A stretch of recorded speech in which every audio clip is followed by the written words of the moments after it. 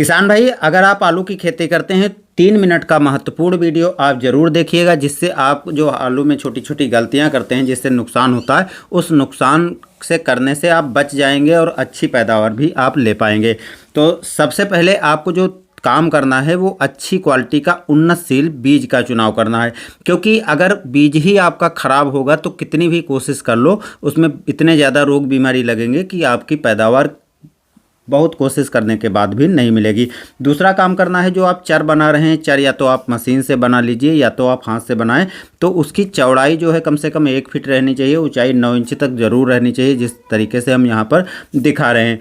खेत को पहले समतल कर लेना है, समतल करने के बाद ही कूड़ बनाना है और उस पे आपको बुआई कर देना है। बुआई करते टाइम पर आपको ध्यान रखना है कि सीड्स बराबर दूरी पर जाए, बहुत ज़्यादा दूरी ना हो, बहुत पास में ना हो।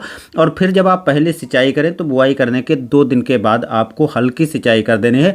बहुत गहरी सिंचाई करोगे तब भी नुकसान होता है। 1.5 से 2 इंच तक आपको पानी चला देना है। समतल होने पर यह काम आसान हो जाएगा। 1 हफ्ते के बाद आपको खरपतवारनाशी स्प्रे कर देना है।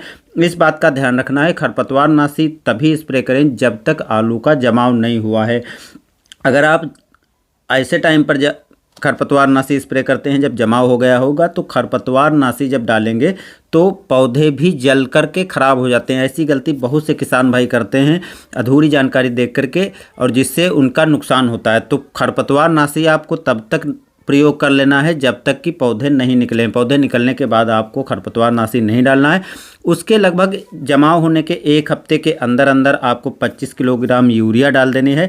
पहली यूरिया आपको 1 हफ्ते जमा होने के बाद डालनी है, दूसरी यूरिया 15 दिन के अंतर पर आप डालें, जिसकी मात्रा आप 25 से 30 किलोग्राम रख सकते हैं। और तीसरी यूरिया 40 से 45 दिन का जब आपका आलू हो गया होगा तो उस टाइम पर डालें 15 से 20 किलोग्राम यूरिया। उसके बाद नहीं डालना है। अगर उसके बाद डालते हैं तो नुकसान होता है। नुकसान क्या होता है कि उसके बाद ठंडक चालू हो जाती, टेम्परेचर कम होता है, पाला कोहरे के कारण पौधे में फफूंद जनित बीमारियां काफ़ी ज़्यादा फैलती हैं, जिससे नुकसान होता है। तो उससे बचाव के लिए आपको समय समय पर हल्की सिंचाई करते रहना है, जिससे पाले और कोहरे का असर कम हो। और आपको खेत की देखभाल भी करते रहना है। कोई पौधा यदि रोग से प्रभावित आपको किसी तरह की फफूंद से या कीट से दिखाई पड़ रहा है तो तुरंत आपको दवाओं का स्प्रे कर देना है। अगर आप इसमें लापरवाही करते हैं तो दोस्तों नुकसान आपकी फसल को हो जाएगा। फिर आप कोई उपाय करें, आपका बचाव इतने बेहतर नहीं होता है। ये सब काम करने के बाद जब फसल आपकी पक कर तैयार हो जाएगी तब आप उसकी जब खुदाई करेंगे तो देखेंगे काफ़ी शानदार आलू बैठा हुआ और काफ़ी अच्छी उत्पादन क्षमता भी बढ़ गई।